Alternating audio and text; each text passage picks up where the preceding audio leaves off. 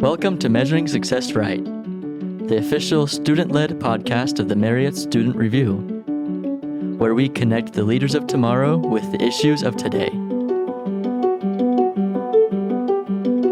Thank you for tuning in to Measure Success Right. I'm Taya Wolf-Hobson, and I'm here with Reid Moon, a rare books collector located here in Provo. How are you doing today? I'm doing great. It's good to have you here. Yes, we're very glad and excited to have you on the show. So you're a rare books collector. Tell me a little bit about how you got started in this field and what that looks like for you. Okay, so I went to BYU, changed majors 4 times, couldn't figure out what I wanted to do. Ended up getting my degree in international relations after doing accounting and business and science. With that degree, I went back to Texas, got involved with my family's insurance agency, but we also had a small community bookstore. And it didn't take me long to figure out that I was not a fan of selling insurance and doing cold calls, but I really like talking to people about books. And this is in the mid-'80s, late 80s, before the internet. People would ask for books that were out of print. I started tracking those down. So that is how this got a start almost 40 years ago. Was the expectation that you would go into the insurance company and you just were like, I can't? I actually got my insurance license and I did Wow. 2 years of doing that. And after a year, I even told my dad, hey, I would rather sell books than insurance. And he said, you'll never make a living selling books because you would have to double or triple the sales here. Mm-hmm. So then next year I worked really hard and doubled the sales of the bookstore. Wow. And then I said, bye-bye insurance. And I've been doing books ever since. What brought you to Provo? Well, I grew up in Texas and that's where the bookstore was. Yep. About 20 years ago, 2005, I could see the writing on the wall. Amazon, Kindle, ebooks, digital. It was just decimating new books. But the used and rare books was doing fine. I ended up within 7 years transitioning out and just doing sales online.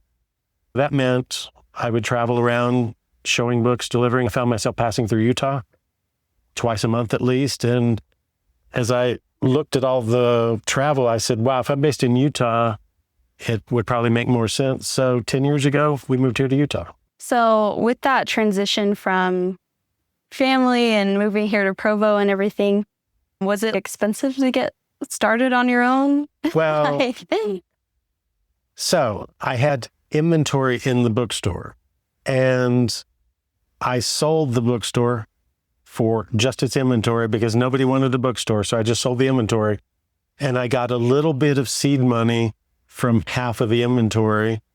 I mean, it really just $75,000, which isn't a lot, but I got that with a note to get the other $75,000 in monthly payments over 5 years. And so I took $75,000 and just started buying books, selling books, buying books, selling books.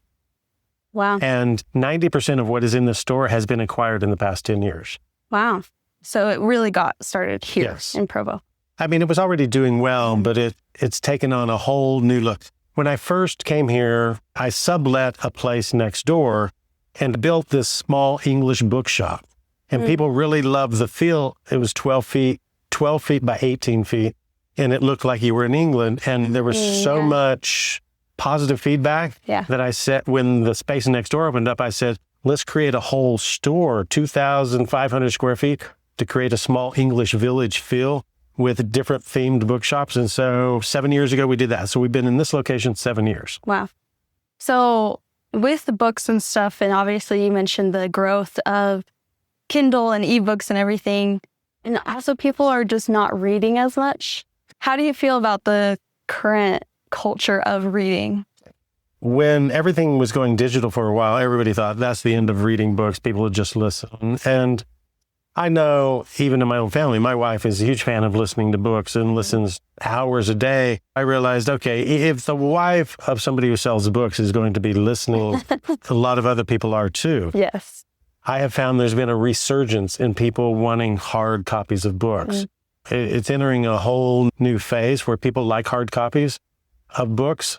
Here's a question we get. Since we do used and rare books, we get calls every day from these people who are ready to retire. What can we do with all our books? Because 9 times out of 10, their kids do not want their entire library. They may want a book or two, but they don't want it. The market is being flooded with more reference books. Even younger people, if they have the funds, would like a first edition of their favorite book, whether that's Lord of the Rings or Pride and Prejudice. And there's still a very strong demand nowadays by people who have hit the peak of their career where they would like a book or document that has history and a story to it.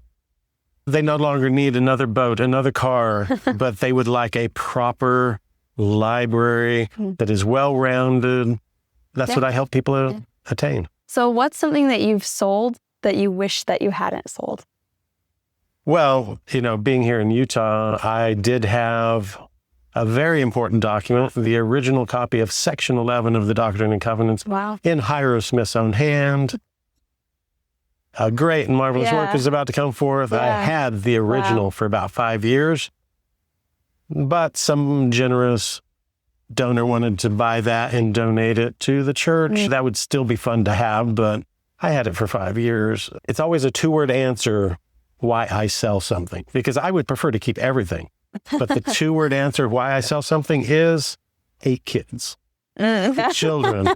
That is why I sell things. Otherwise, I would hang on to everything. At least I can come over to the book and shelf, say, here's winter semester, here's fall. So I can sell a book to pay for that. But when it's time to pay tuition or something, I have to sell a book. I can't keep everything. That one was tough. I made all the people who work here very sad when I sold an original printing of Handel's Messiah that was inscribed by the King of England. Well, they were crying when that left. We had it for about 6-7 years, and we would show that. Yeah. But one day, it was time to pay some bills, and somebody bought that, and it left. And that one was a tough one to let go. Yeah. Wow. That's amazing. So is there a certain item that you're trying to get your hands on or would love to have in your collection? Every book, every piece of literature out there, I've tracked down. The question is, what's out there that hasn't been found? Yeah. The Bible that Joseph Smith was reading when he read James 1:5. Nobody knows where that is. That's on my list. But here's the thing. We just don't know a lot of things are out there. But if it's a first edition of a well-known book, I know somebody who knows where that is. And so it's just a matter of acquiring it.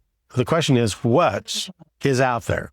Yeah. And that would be, there's the Library of Alexandria that disappeared. We don't know all what was in that. And there have been libraries burned down that there were special books. Maybe a copy survived, but I tell people that's about the only book I can think of. That and the 116 lost pages are the 2 things that I'm looking for. Well, if you find those, let us know. What's your favorite item to share? Well, I tell people that they can name any person, place, event. Yeah. Anything that's happened in the history of the world since the printing press, which is about the past 600 years. And I have something that ties to it with no more than 1 degree of separation. Yeah. I don't pretend to have everything, but I have something that ties to everything. And when people say, oh, what's one of your favorite items? I narrow it down. Are you wanting something church history, American history, literary history? So it almost doesn't matter. If you named one of those areas, I could show you. A lot of people who come into the shop, they really appreciate early American history, founding fathers. And so what I typically will pull out is either we have an original copy of Thomas Paine's Common Sense, which changed early American history. Even Washington credits that for speeding up. Yeah. But probably the favorite item to show from history is a primary source document that even the Library of Congress and Smithsonian are interested in. It's early American history, handwritten, covers 9 years, covers the year 1795 till 1804. Why does it end in 1804? Because the guy who kept the ledger was killed in a duel with Aaron Burr. So what is that? This is Alexander Hamilton's law ledger. Oh my gosh.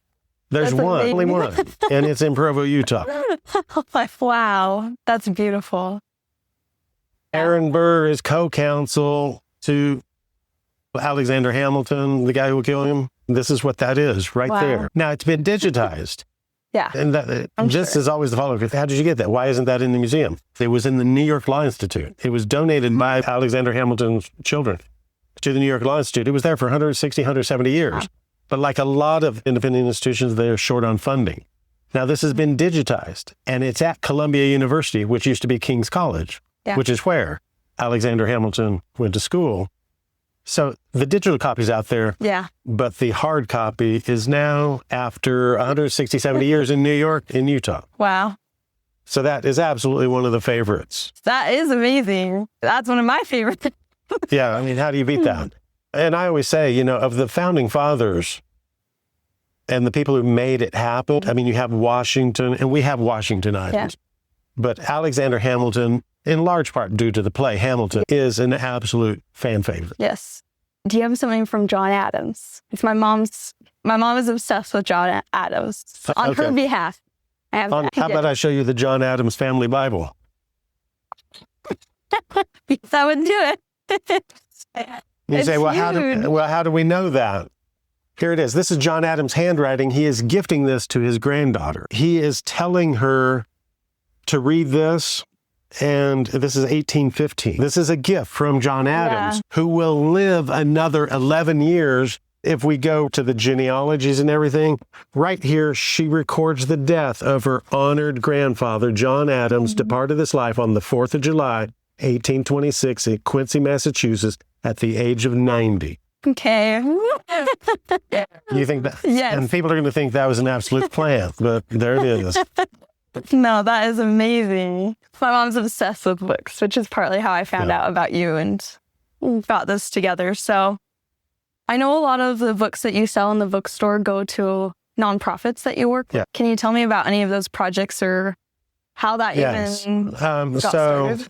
I've been working with a humanitarian group called Generations Humanitarian, which is a Utah-based 501c3. It's a nonprofit that focuses on feeding children in Latin America, underprivileged children who have kind of fallen through the social safety net in Colombia, Venezuela, and Peru. We're in the middle of building an orphanage right now there.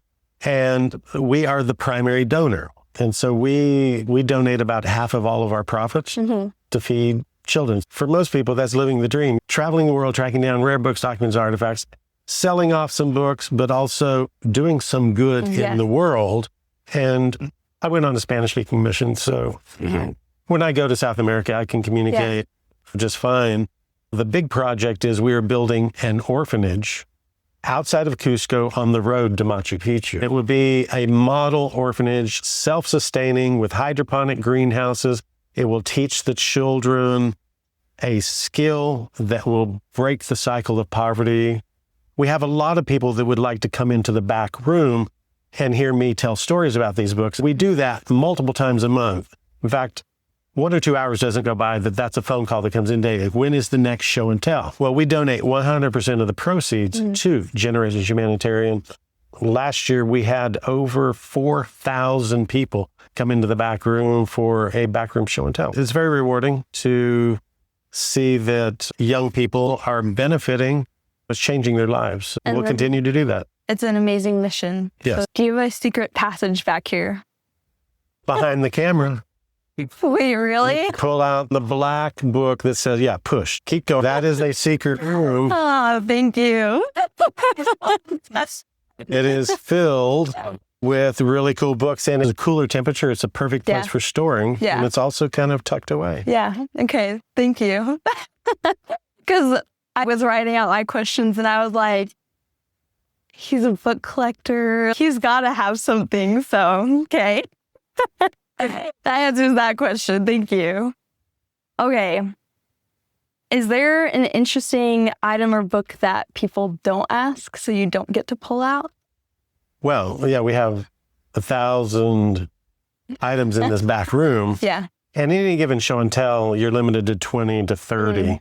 And so you never make it through all of them. Sometimes the story is a bit longer, and so it's skipped just because, some stories need 20 minutes to do it justice. Some stories you need 10 minutes, and you're on a 1 hour time crunch. But we do have several items that, Like the story never gets asked, but when we do tell it, somebody goes, wow, that's like one of my favorite things. I mean, would you like one of those stories that rarely gets told? Yeah. It takes a few minutes, well, several minutes, but it's one of the more interesting stories. So this person, you can see, is a Union soldier. A lot of people may think that is Custer or Ulysses Grant, but it's nobody you've heard of. It's a guy named Charles Pomeroy Stone. You have never heard it. He was literally the first soldier to enlist in the Union Army. And this is a story that is not in any textbook. It's one of my favorite stories. He graduates from West Point, 1847. What's happening in 1847 in America? The Mexican-American War. So he goes there, he serves there. He stays in the military. Flash forward 13 years, 1860. He's in Washington, D.C. They're expecting trouble. A new president is coming in named Abraham Lincoln. He's requested to be security for that. He's like first Secret Service guy. And so he recruits 50 sharpshooters and snipers along the parade route. Everything goes off without a hitch. He's riding next to Lincoln on his horse. Everything goes off smoothly. Now go forward 2 years. It's the Battle of Ball's Bluff, middle of the Civil War. The North is routed. And it was a catastrophic defeat, almost a turning point in the war for the South. Well, just to show you things haven't changed, when things go wrong, what does Congress do? What does the Senate do? They hold hearings. We need to find out what went wrong. And when they started getting testimony, it was pretty much revealed that it was the general's fault who led them into an ambush. He ignored intelligence. It was a General Brown who happened to be a sitting U.S. senator. And so his fellow senators wanted to cover for him, and they go, let's blame it on somebody else. And they chose this guy, Charles Pomeroy Stone, who by that time is also a general. He wasn't even at the battle. Where did they come up with that idea? Secretary of War Stanton, who said, I don't like that guy. He's obviously a Southern sympathizer. I told him to arrest a farmer in Maryland, and he said, is it illegal to have slaves in Maryland? And I said, not yet. And he goes, well, when it is, I will. He's obviously a sympathizer. We'll just blame him. And so they chose him out of everybody. He's not even at the battle. In fact, textbooks say that the greatest travesty done by the North was their treatment of their general in this. And this is just getting started because they want this story to blow over. So they arrest him, but they do not charge him. And the story doesn't blow over. So Stanton says, take him to Fort and put him in a very uncomfortable cell, like 4 feet tall, 4 feet wide, 6 feet long, until this blows over. They left him in that cell where he can't stand up and exercise for 1 month. And that 1 month turned into 2 months, 3 months, 4 months, 5 months, 6 months.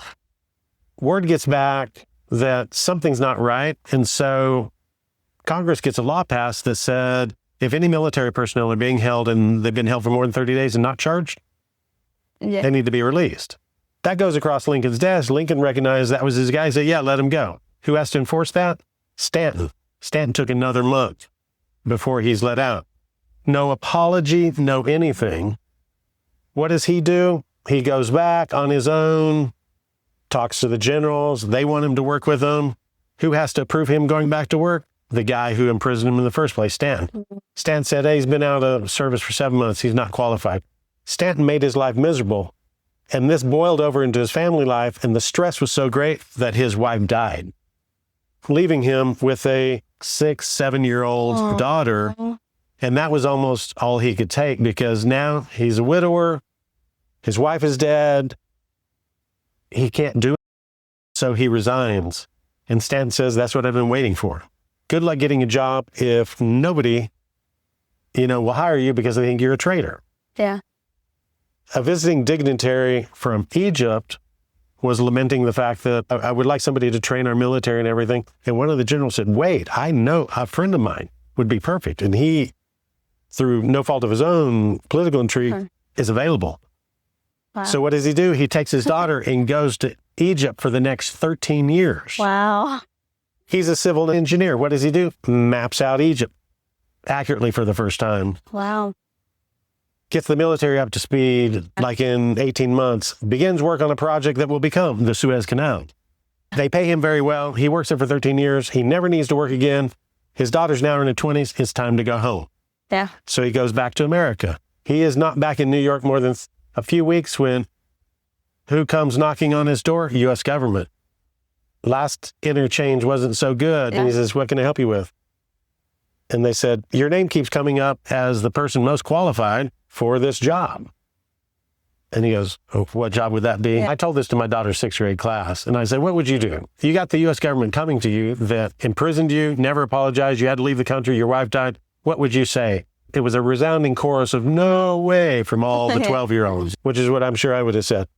But what did he say? He goes, what do you need me to do? All I've ever wanted to do is serve my country. And they said, we need you for 3 years. He goes, okay, I'm freed up. We need your engineering skills. I can do that. We need you to assemble these like 215 crates for France. It's going to be a project called the Statue of Liberty. Wow. We want you to be the chief engineer of the Statue of Liberty, the biggest project of the 19th century. Oh, yeah. And so he is the chief engineer of the Statue of Liberty. What's the first thing he has to do before to do that? He needs a base.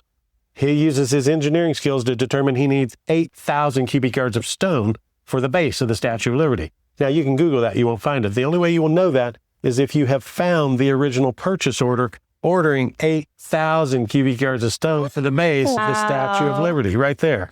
On letterhead, the American Committee for the Statue of Liberty. So that's what he does. 3 years, it's done. You go to the Statue of Liberty, and I've been there a couple of times with school groups with my children, and I've told them this story, and I says, you want to ask the park rangers if they're ever going to apologize to the guy? Nobody knows that story. You go up, here's a plaque, Charles Pomeroy Stone, Chief Engineer, Statue of Liberty.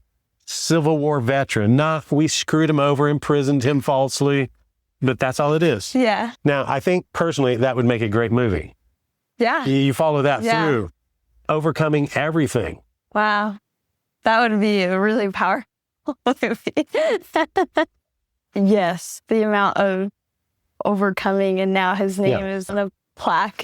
But still, people don't know that. Nobody knows off the top of their head who's the engineer. They know the guy who designed it, but not the guy who put it together, or the chief engineer. Okay, so moving on to some of our Marriott School values. With this podcast, we're part of the Marriott School of Business, and we have faith in Jesus Christ, integrity, respect for all, and excellence.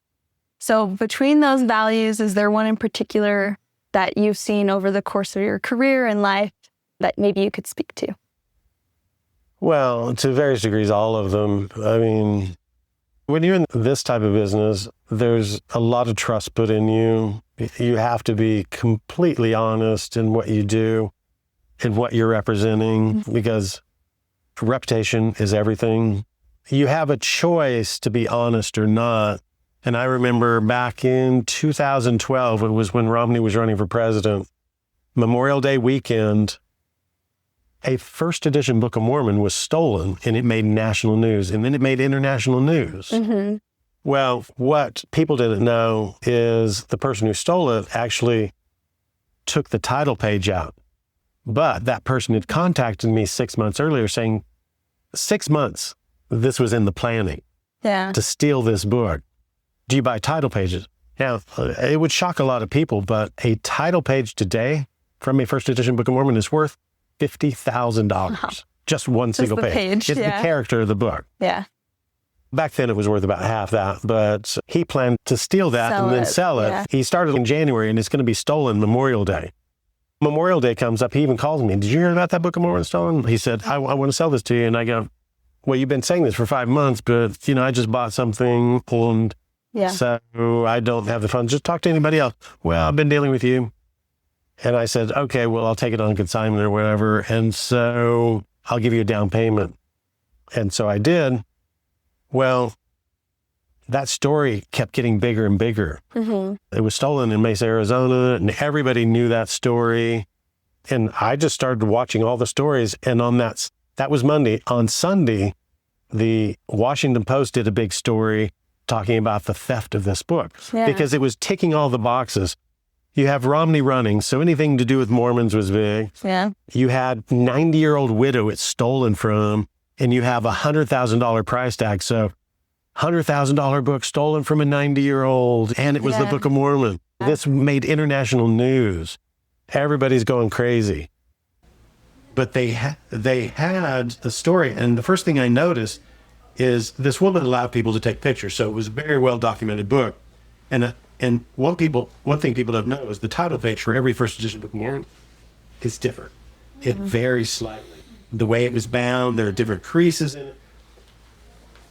That page looks surprisingly familiar. And in fact, there were a couple of ink stains that looked like a snake bite. I went and let go.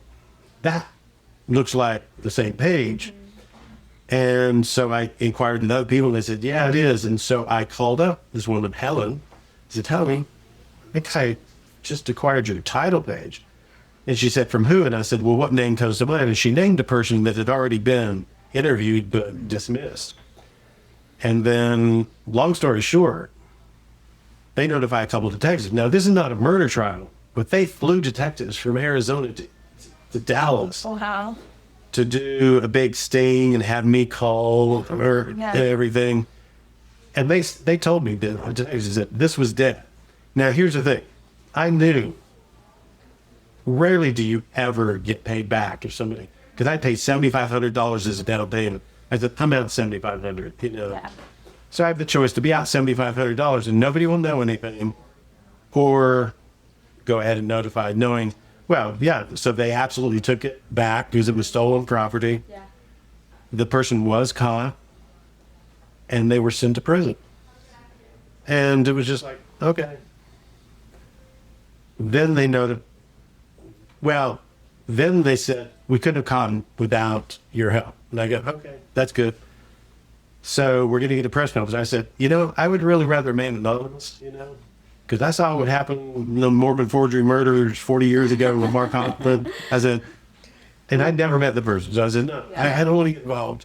I said, just, and so they have a big comfort because they had the FBI fine art testing. So this was a big story in Washington, D.C. Everybody wanted to know. Reporters, how did you find it? Well, we got an anonymous tip. Well, from who?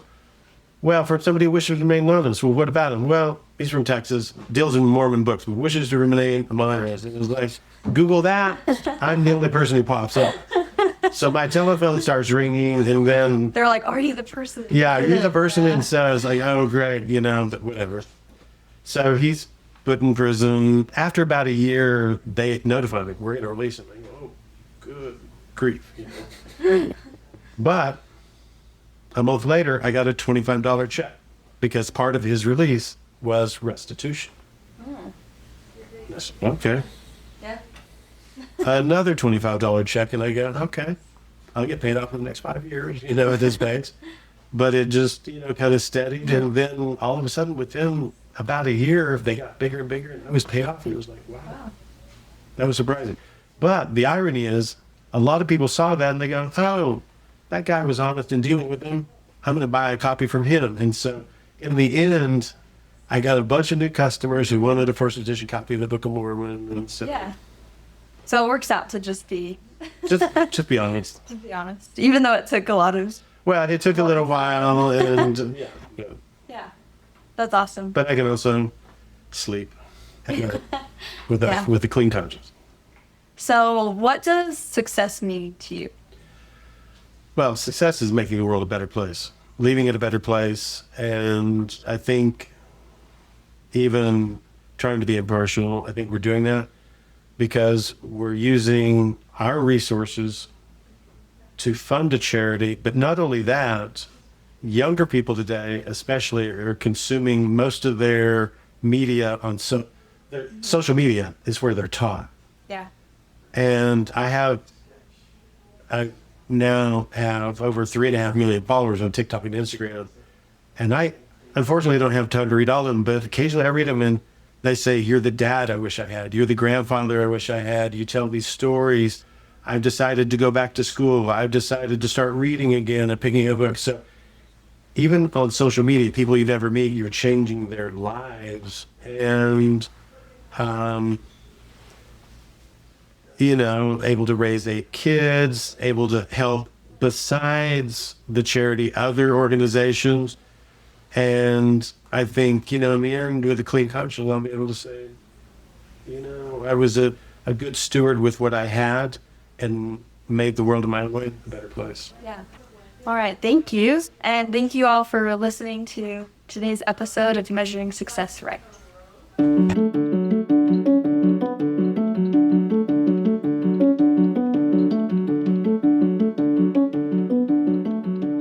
Thank you for listening to the Measuring Success Right podcast. If you like this episode, please share it with a friend and subscribe so you don't miss the next interview. The Measuring Success Right podcast is a production of the Marriott Student Review. This episode was produced by Stuart Bird, Allison Pope, Sarah Bird, Taya Wolf Hobson, and Jackson Berthold. Sound design and audio engineering by James Call.